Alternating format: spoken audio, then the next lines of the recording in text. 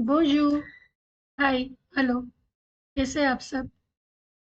अ, हम लोग आज अल्फ़ाबेट सीखेंगे, फ्रेंच अल्फ़ाबेट्स। कोई भी नई लैंग्वेज सीखने से पहले हम लोग अल्फ़ाबेट से स्टार्ट करते हैं। तो फिर आज हम स्टार्ट करेंगे alphabets, French alphabets. First is A, this is आ, बे, से, दे। फ्रेंच में हम लोग इसे डी नहीं बोलेंगे, इसे बोलेंगे दे। देन अ, एफ, जे।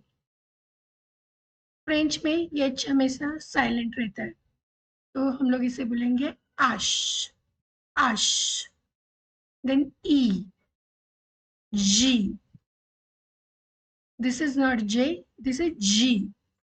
का, एल, एम, एन, ओ, पे, दिस इज पे। Then Q, R, this is are.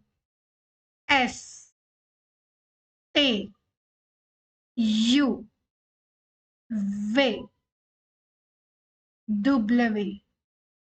W को हम लोग बोलेंगे W. X, Y, and this is Z.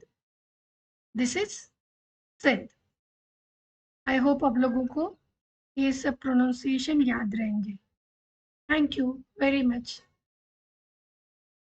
Please subscribe my channel and press bell icon.